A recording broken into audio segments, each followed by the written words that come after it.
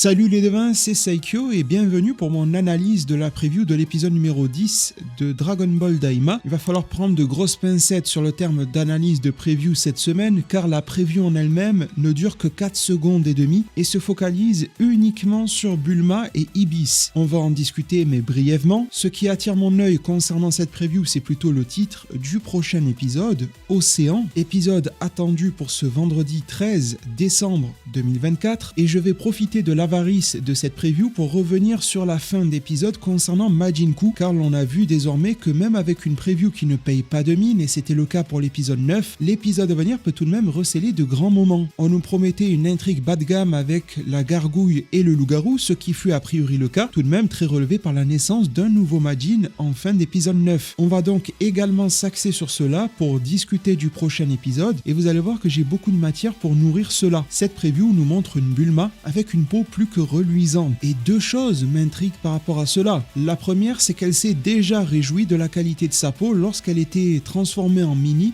accompagné de Chi Chi. Pourquoi le refaire ici? Secondo, on nous montre sa peau avec des effets de contraste pour appuyer la brillance de celle-ci. Il y aurait-il eu un changement en Bulma qui aurait pu bénéficier d'un produit, d'un médicoptère, pourquoi pas dans le royaume des démons, mais j'ai du mal à l'avoir gobé un insecte, ou bien d'une lotion qui pourrait être, pourquoi pas, le fameux vin de boue dont parle Ibis. Je ne suis jamais allé en cure thermale, mais il me semble qu'il est souvent pratiqué le fait de se plonger dans des sortes de boue, en tout cas, sûrement confectionnée d'une manière si particulière qu'elle arrange notre peau. On connaît également les bienfaits de l'argile. Il se pourra alors que Bulma en bénéficie ici, ou bien que Vegeta, Piccolo, Ibis lui fassent un compliment qui la rende si joyeuse. Visuellement, la preview ne nous en dévoile pas plus. C'est difficile en 4 secondes et demie, mais l'on constate qu'ils ont bel et bien récupéré un vaisseau, qu'ils avancent au cœur du troisième monde du grand royaume des démons, et sincèrement pas plus. Néanmoins, l'épisode est titré Océan, et bien qu'un expert au cœur de notre communauté tel que Herms98 l'ait pris sur le ton de l'humour, sur le ton de la légèreté du moins, en misant sur un épisode orienté autour de la thématique de la plage, je me dis que cette thématique de l'océan n'est pas anodine et nous renvoie à de multiples épisodes de Daima,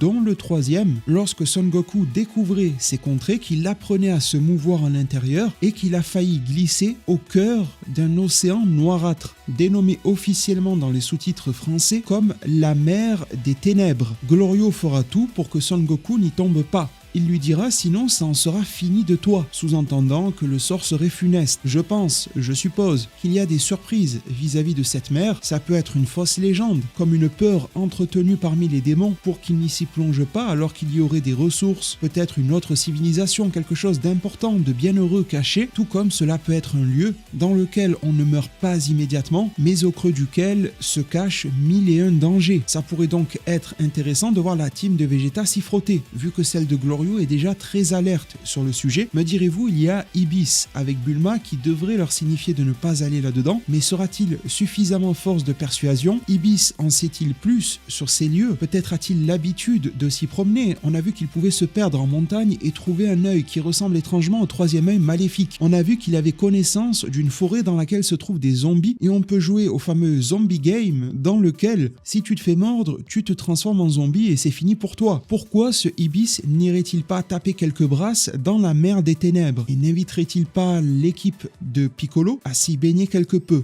L'océan pourrait représenter également quelque chose de similaire à Sandland, l'autre œuvre d'Akira Toriyama mettant en scène des démons dans laquelle l'eau est véritablement la quête ultime. Les démons n'ont pas l'air privés d'eau, mais de quelque chose d'encore plus important, et pourtant l'eau c'est la vie, et bien de la vie en elle-même. Celle-ci se fait extirper par la milice de Goma très injustement, et ça ne m'étonnerait pas que l'équipe de Goku ou de Vegeta tombe sur une forme d'océan qui ne soit en fait que le réceptacle de toutes ces vies accumulées, et qui soit déversée en un seul et même point pour la réexploiter ensuite. Vous m'avez compris, peu importe la tournure qui sera choisie par Akira Toriyama et les équipes de Toei Animation, j'ose fonder mes espoirs en le fait que cet épisode, bien que léger en apparence, pourra nous diriger vers une tournure des événements beaucoup plus solide. En parlant de cela, cet épisode peut également connecter avec Majin Buu. Et dans ce second temps de la vidéo, j'aimerais que l'on se focalise sur l'une des tournures à ce combat. Évidemment, Majin-Buu peut vaincre, Majin-Buu peut absorber Tamagami, Majin-Buu peut perdre et l'absorber, bref, tous les embranchements sont possibles. J'aimerais me focaliser sur celui de la défaite pure, dure et simple de Majin-Buu, celle où Majin-Buu serait le faire-valoir de Tamagami numéro 1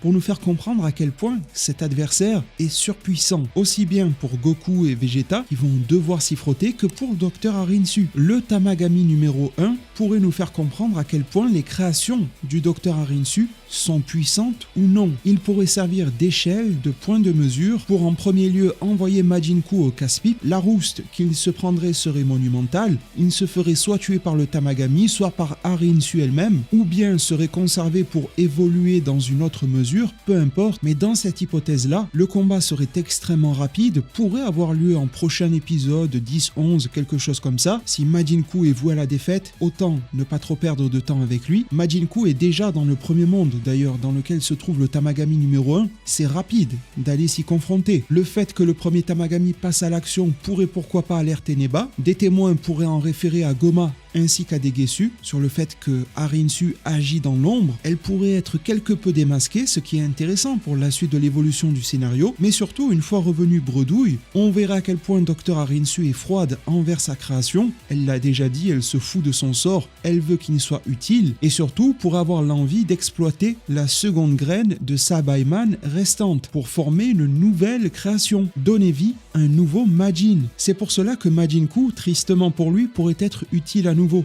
car il dispose de l'essence de Majin-Buu. Je ne suis pas sûr que l'on sache à ce stade-là si Dr Arinsu a utilisé toute l'essence de Majin-Buu pour Majin-Buu, mais si tel est le cas, cela veut dire que le seul moyen de retrouver l'essence de Majin-Buu, c'est de récupérer celle de Majin-Buu. Elle pourrait donc sauvagement le détruire, mais prélever également quelque chose sur lui pour relancer une création assistée de Marba, et tel que vous me l'avez signalé en très grand nombre, et je vous en remercie, en commentaire de ma review de l'épisode 9, pour augmenter la puissance de ce nouveau Majin, pour le différencier de Majin-Buu, Dr Arinsu devra prendre le risque de perdre en contrôle sur celui-ci et de le faire gagner en puissance. Marba nous a indiqué comment faire et elle l'a dit à Dr Arinsu. Enfonce la graine de Sabaiman d'environ 5 cm dans la préparation mais pas plus. Ça permettra de maximiser la puissance ainsi que le contrôle. Il y a donc déperdition en contrôle si l'on enfonce encore plus cette graine. J'imagine bien le Dr Arinsu aller quasiment jusqu'au fond, voire même jusqu'au fond du chaudron de Marba pour nous proposer un nouveau Majin le plus puissant qu'il soit et prendre le risque concernant le contrôle. Après tout, cela pourrait marcher. Avec une graine de Sabaiman, chose que n'avait pas Majin-Buu à l'époque, les Sabaiman sont conçus pour répondre au doigt et à l'œil. Ils sont impitoyables envers leurs adversaires mais pas ceux qui les contrôlent. Arinsu aura mis de sa salive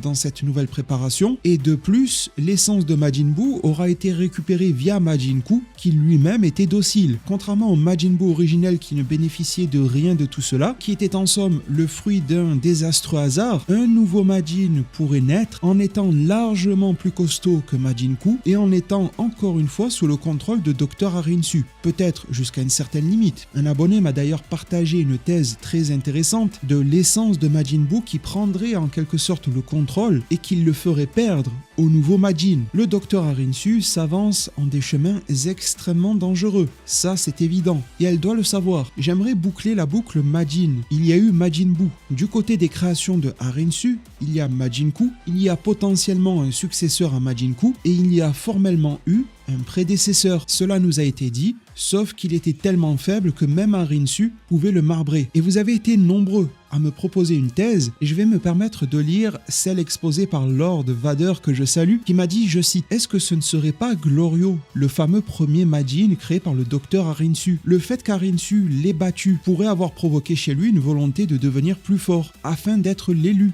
en quelque sorte. Il n'avait d'ailleurs pas apprécié la remarque de Goku dans l'épisode 6, lorsqu'il lui a dit « C'est trop pour toi, Glorio ». Ce dernier répondant « Ne sois pas si arrogant. Tu te crois vraiment plus fort que moi ?» lançant le duel entre Goku et Glorio. Glorio, dans cette thèse, serait une expérience ratée d'Arinsu, et Lord Vader, comme son nom l'indique, extrêmement fan de la saga Star Wars, nous indique que dans l'épisode 9 de la saga, on nous présente le fils de Palpatine. Et dans le roman du film, on nous précise que c'était un clone raté de l'empereur. Palpatine le méprisait, mais le gardait quand même sous le coude. Ce pourrait être similaire pour Glorio et Arinsu que dans ce roman, nommé l'ombre des Sith. Glorio sera en quelque sorte un produit défectueux, expliquant pourquoi il utilise des éclairs à la Palpatine, et on sait qu'Akira Toriyama est extrêmement fan de l'œuvre. Arinsu garderait elle-même Glorio sous le coude et l'aurait doté d'éclairs à la Palpatine. C'est une thèse que j'apprécie énormément, au détail près que Glorio du coup serait très différent